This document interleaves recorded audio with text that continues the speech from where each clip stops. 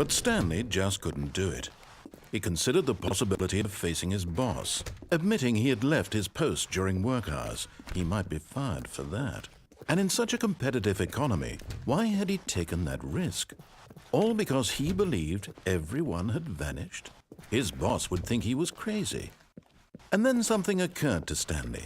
Maybe, he thought to himself, maybe I am crazy. All of my co-workers blinking mysteriously out of existence in a single moment for no reason at all? None of it made any logical sense.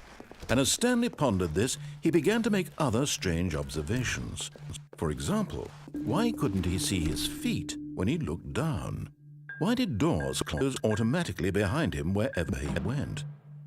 And for that matter, these rooms were starting to look pretty familiar. Were they simply repeating? No, Stanley said to himself, this is all too strange. This can't be real. And at last, he came to the conclusion that had been on the tip of his tongue. He just hadn't found the words for it.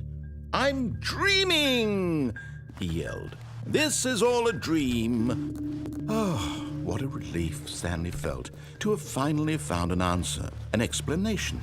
His co-workers weren't actually gone. He wasn't going to lose his job. He wasn't crazy after all. And he thought to himself, I suppose I'll wake up soon. I'll have to go back to my boring real-life job pushing buttons. I may as well enjoy this while I'm still lucid. So he imagined himself flying and began to gently float above the ground. Then he imagined himself soaring through space on a magical starfield, and it too appeared. It was so much fun, and Stanley marveled that he had still not woken up. How was he remaining so lucid? And then perhaps the strangest question of them all entered Stanley's head. One he was amazed he hadn't asked himself sooner. Why is there a voice in my head dictating everything that I'm doing and thinking? Now the voice was describing itself being considered by Stanley, who found it particularly strange. I'm dreaming about a voice describing me, thinking about how it's describing my thoughts, he thought. And while he thought it all very odd and wondered if this voice spoke to all people in their dreams, the truth was that, of course, this was not a dream. How could it be? Was Stanley simply deceiving himself, believing that if he's asleep, he doesn't have to take responsibility for himself? Stanley is as awake right now as he's ever been in his life. Now, hearing the voice speak these words was quite a shock to Stanley. After all, he knew for certain, beyond a doubt, that this was in fact a dream.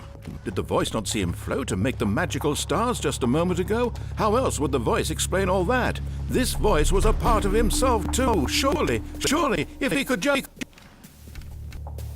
He would prove it. He would prove that he was in control, that this was a dream.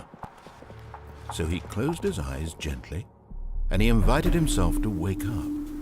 He felt the cool weight of the blanket on his skin, the press of the mattress on his back, the fresh air of a world outside this one.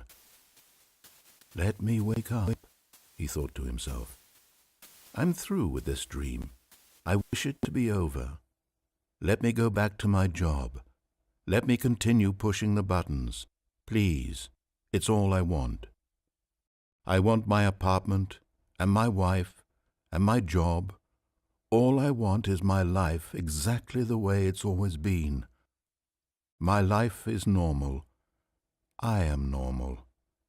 Everything will be fine. I am okay.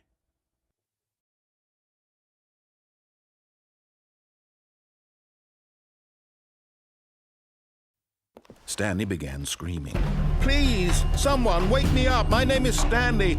I have a boss. I have an office. I am real. Please, just someone tell me I am real. I must be real. I must be. Can anyone hear my voice? Who am I? Who am I? And everything went black.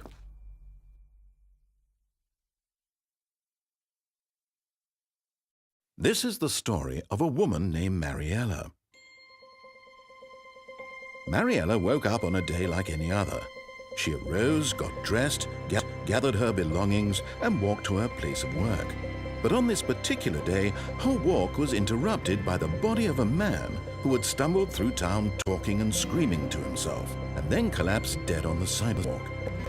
And although she would soon turn to go call for an ambulance, for just a few brief moments she considered the strange man.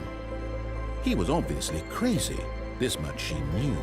Everyone knows what crazy people look like. And in that moment, she thought to herself how lucky she was to be normal. I am in control of my mind. I know what is real and what is what.